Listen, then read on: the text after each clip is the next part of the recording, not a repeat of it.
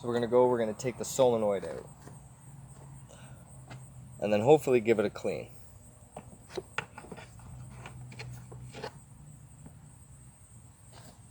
So to do that, you're going to want to disconnect your battery terminal.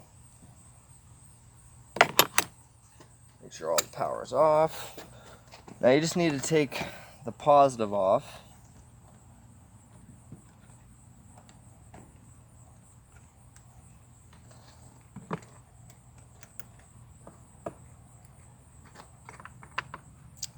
That way the positive is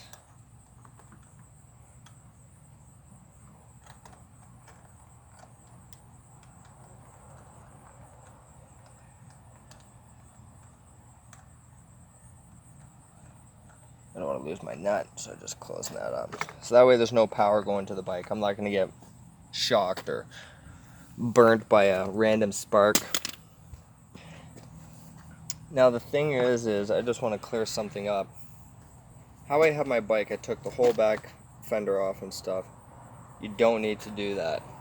You don't need to do that. That's overkill. I just did it so it's easier to see and easier to work on. But really, you don't need to take your rear fender off at all.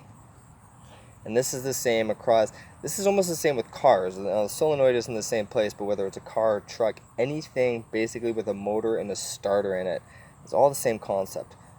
Battery to the solenoid to the starter. It's all the same concept. Now, the solenoid has a connection inside, and when the power goes to the solenoid from the battery, it closes that connection, and then the current continues on to the starter and will turn over your engine.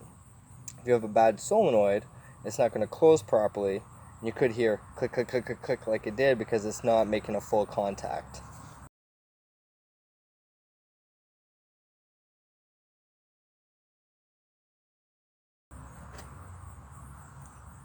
The thing is I know that there is power 13.5 volts going from my battery to my solenoid, but there's only 2 volts going from my solenoid to my starter. So there's not enough juice going through it.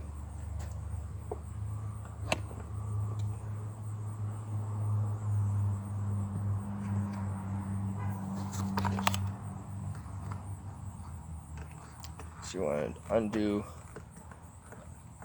both those contact points, those 2 screws I was showing you. That's one. And I've mentioned it before, but it's good to have a magnetic bolt to keep all your bolts in so you don't lose them.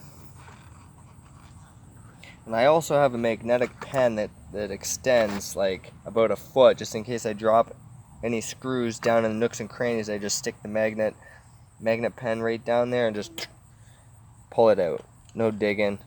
Relieves all frustration. Like I said, I've already taken that booty off. Booty just sits right under there like so. And it usually contains a spare 30 amp fuse.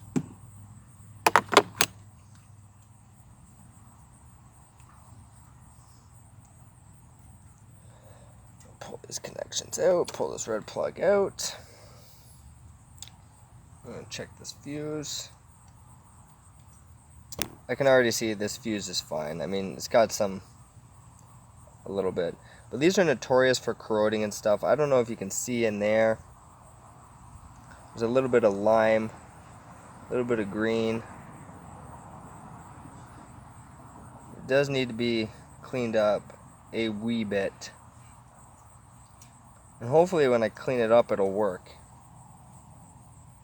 If not, I'm going to have to replace one of these. And one of these go for about 12 bucks on Amazon or eBay or anything. They're really cheap to fix. It's a lot cheaper than replacing your battery or your starter. And this is usually the culprit, this one or your battery. So I know the fuse is fine.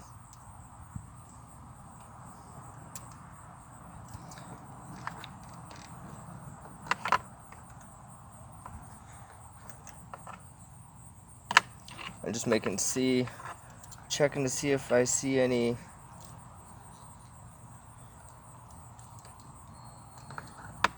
damaged wires or corrosion in any of the clips.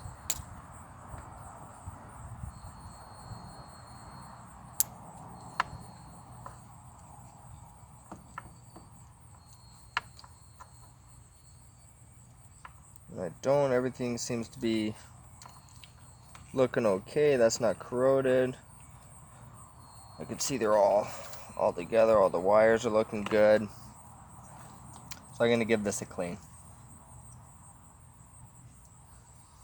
But the weird clicking sound and not enough power going out of this to the starter, if I did have the proper voltage going out of this to my starter and it still wasn't turning over, I would know it's my starter.